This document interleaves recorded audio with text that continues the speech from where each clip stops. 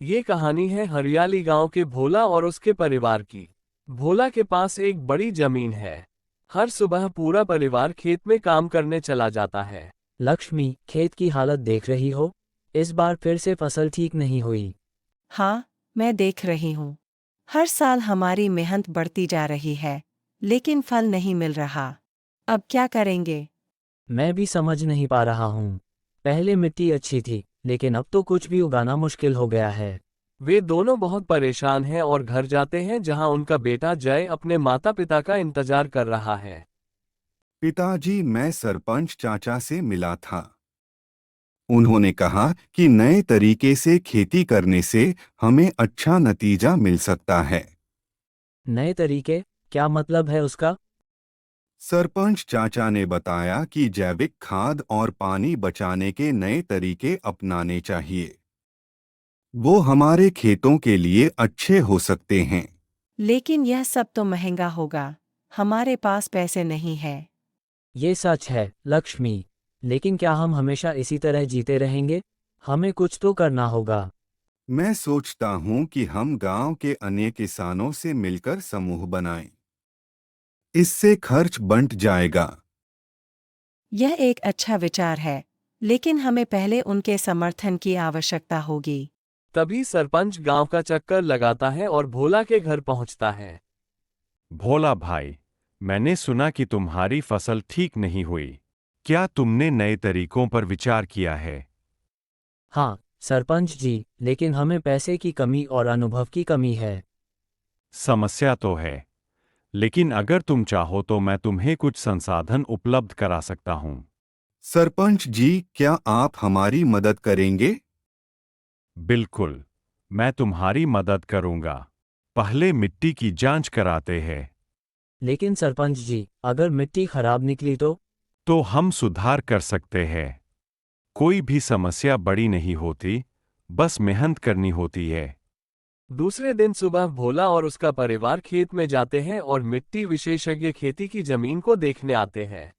नमस्ते, मैं आपकी मिट्टी की जांच करने आया हूँ। नमस्ते, आप देखिए और बताइए कि हमें क्या करना चाहिए।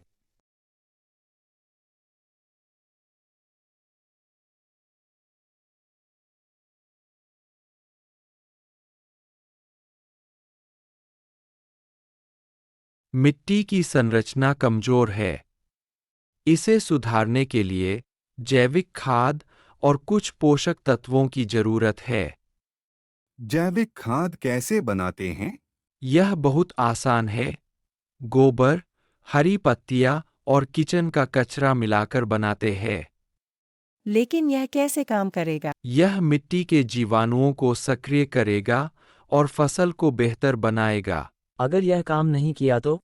अगर आप नियमित रूप से इसे उपयोग करते हैं, तो आपको अच्छे नतीजे मिलेंगे। पिताजी, हमें जैविक खाद बनाने के लिए सामग्री इकट्ठा करनी होगी। हाँ, और हमें गोबर और हरी पत्तियों का ध्यान रखना होगा। तो हम गांव के अन्य किसानों से मदद मांग सकते हैं। हाँ, इससे हमारे खर्च भी कम होंगे। हमारी मेहनत अब रंग लाएगी। चलो, हम सब मिलकर इस काम को शुरू करते हैं। मैं बाजार से जरूरी सामग्री लेकर आता हूँ।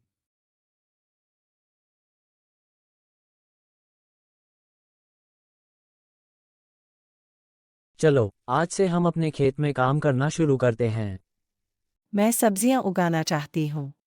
हाँ, सब्जियां भी अच्छी बिक्री कर सकती हैं। लेकिन हमें पहले सही बीजों की आवश्यकता है।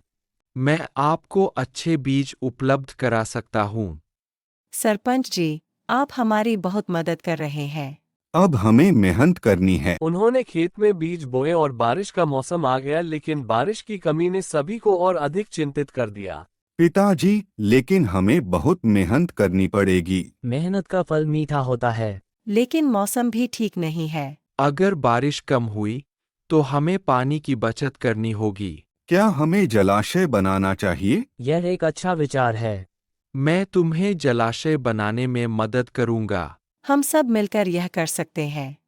जलाशय के निर्माण के बाद पानी की कोई कमी नहीं हुई। पिताजी, हमारी फसल अच्छी हो रही है। हाँ, मेहनत रंग लाने लगी है। अब हमें सही समय पर कटाई करनी होगी। फसल काटने के बाद हमें जल्दी से बाजार में बेचना होगा। हमें सही मूल्य मिलने पर ही फसल बेचना चाहिए। बाजार में जाकर दाम का पता कर लें। मैं भी आपके साथ चलूंगा। फसल अच्छी होने पर सभी खुश थे। अब भोला और जय उसे बेचने बाजार जाते हैं। नमस्ते भाई साहब, क्या आप हमारे फसल की कीमत बता सकते हैं? हाँ, यह फसल तो बहुत अच्छी है।